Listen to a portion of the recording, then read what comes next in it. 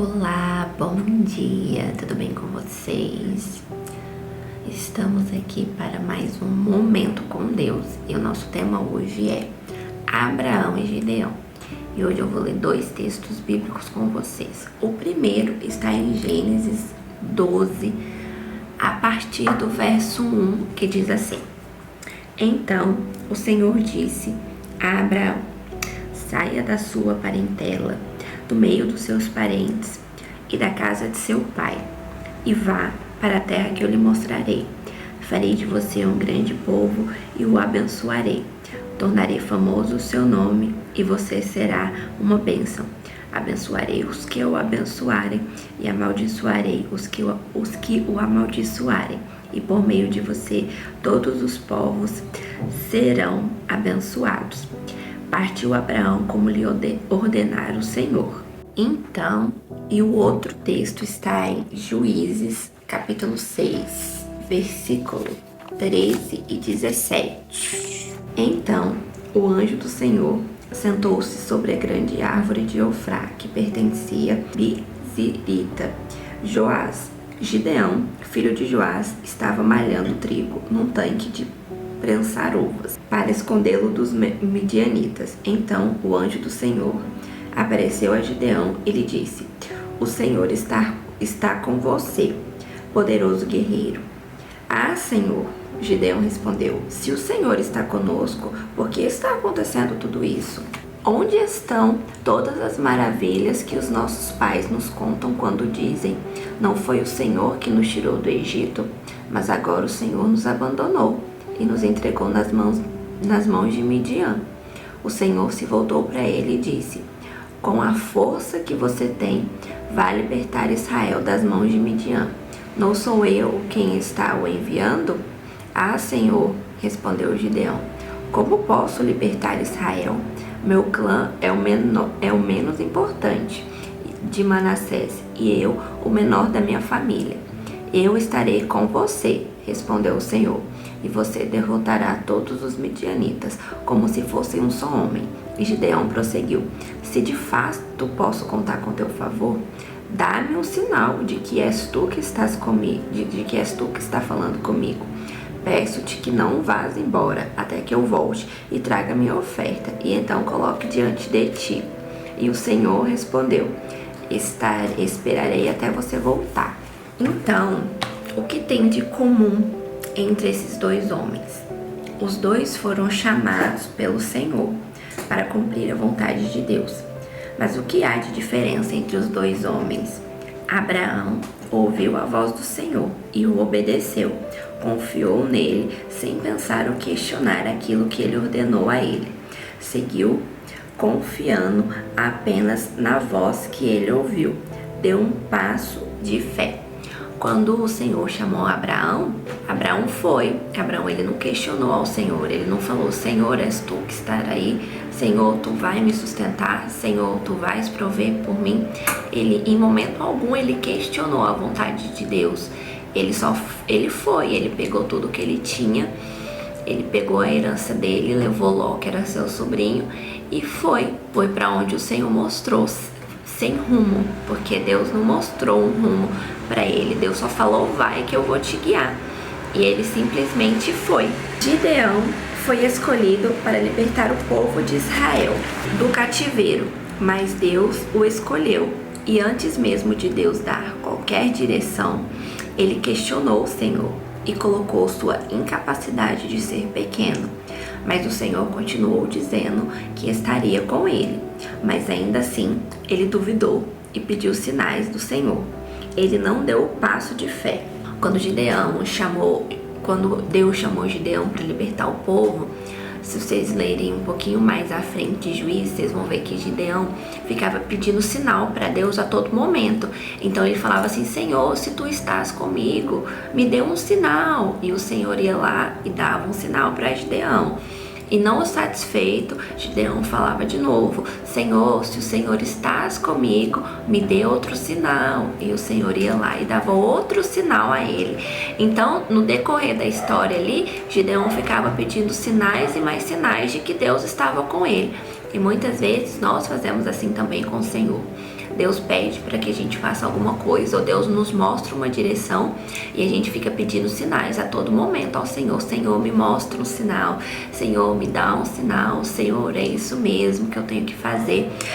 E nós não podemos fazer isso, nós temos que dar um passo de fé. Deus não se agrada com a nossa incredulidade. Então, se a gente for parar para analisar as atitudes de Gideão, ele foi incrédulo. Quando Deus falou que estava com ele não creu que Deus estava com ele. Ele continuou pedindo sinais a Deus. Só que Deus precisava de um libertador para libertar o povo de Israel. E por isso que Deus escolheu Gideão, porque ele precisava de um libertador. E quando Deus quer mostrar a sua glória, ele escolhe coisas improváveis. Então, Gideão seria o mais improvável, segundo ele, né? Porque ele era pequeno e o clã dele era o menor de todos. Então, ele seria o mais improvável. Mas como Deus mostra a sua glória diante dos improváveis, Deus o escolheu. E a todo momento ele ficava pedindo sinal para o Senhor, né? Se Deus estava com ele, se Deus estava com ele. E nós precisamos ter a fé de Abraão. Deus se agrada de pessoas que têm a fé de Abraão, que confiam sem ver, que obedecem sem ver, que confiam que ele está no comando de tudo. Deus se agrada de corações como o de Abraão. Muitas vezes nós agimos assim com o Senhor. Ele nos diz para tomar uma direção e ficamos presos nas nossas incapacidades. O Senhor não vê a nossa inutilidade, ele vê o nosso potencial. Aquele que muitas vezes nós esquecemos, enterramos em meio às decepções. Mas o Senhor nos chamou para sermos vencedores. A Bíblia nos garante, lá em Romanos 8, do 37 ao 39, que em Jesus somos mais que vencedores. Então, quando Deus ele confia algo em nós que nós não vemos ainda, ele está enxergando muito além do que nós enxergamos. Muitas vezes nós não conseguimos ver o nosso potencial, nós não conseguimos ver quem nós somos, mas a Bíblia nos garante que em Jesus nós somos mais que vencedores. Nós não fizemos nada para merecer isso, mas quando nós temos Ele como nosso Senhor, quando nós temos Ele como nosso Salvador, nele nós somos mais do que vencedores, porque Ele pode todas as coisas. Então Ele nos capacita para exercer aquilo que Ele nos chamou para fazer. Abraão confiou em Deus, ouviu sua voz e seguiu em fé, sem ver, sem tocar, somente crendo que Deus estava com ele. Gideão, por outro lado, se agarrou na sua incapacidade, por ser o menor, e não confiou que Deus estaria com ele. Não deu um passo de fé. Na nossa caminhada, precisamos ser como Abraão, que ao ouvirmos a voz do Senhor, não questionar, apenas crer e obedecer. Então nós precisamos pegar a fé de Abraão como exemplo. Quando a gente ouvir a voz de Deus, quando a gente ouvir o chamado do Senhor para a nossa vida, a gente seguir naquilo que Ele quer que nós façamos, sem questionar se aquilo é o certo, sem ver, só crer. Porque a Bíblia, nós não vivemos do que nós vemos, nós vivemos do que nós cremos. Eu tenho certeza absoluta que ninguém aqui viu a Jesus, viu a face do Senhor. Só que nós cremos nele, não cremos? Então nós precisamos ser assim também nas atitudes que Deus nos manda fazer. Se Deus te manda fazer alguma coisa, ou se Deus me manda fazer alguma coisa, nós temos que seguir sem crer. Se estamos passando por uma prova, por uma dificuldade, nós temos que seguir crendo que Deus está no controle de tudo, mesmo que as circunstâncias à nossa volta digam ao contrário. Porque ter fé, confiar no Senhor, agrada o coração de Deus. A Bíblia fala que sem fé nada poderemos fazer. Então, se a gente não tiver fé, como é que a gente crê em Jesus? Como é que a gente crê em alguém que a gente nunca viu? Entendeu? Então, a gente precisa crer. Então, se você crê em Jesus, crê no que Ele te manda fazer. Sem ver, sem sentir, sem tocar. Somente crendo que Ele está com você. E eu espero que você tenha aprendido, assim como eu aprendi com isso. Eu li, quando eu estava lendo Juízes, Deus me incomodou muito com essa palavra de Gideão, de como muitas vezes nós também somos assim, ficamos pedindo sinais para Ele o tempo todo de que Ele está conosco. E aí Ele me levou a Gênesis, a Abraão, e eu me senti envergonhada de ver tamanha fé daquele homem. Fé de uma voz que ele ouviu do nada, e ele simplesmente seguiu. Não sei se vocês conhecem a história de Abraão. Abraão era um homem de tanta fé que quando Deus pediu Isaac, seu único filho, como sacrifício, ele deu, porque ele sabia que Deus ia prover. Ele foi em obediência, mas ele sabia, ele tinha fé que Deus ia prover de um sacrifício. Então nós precisamos ser assim também. Quando Deus nos dar uma ordem, nós precisamos obedecer, não questionar a vontade do Senhor, porque a vontade do Senhor para nós é boa, perfeita e agradável. O bem coopera para todos aqueles que amam a Deus. Então, se você ama a Deus e se você está passando uma prova, crê, porque essa prova é Deus te capacitando, é Deus te moldando segundo o caráter dele.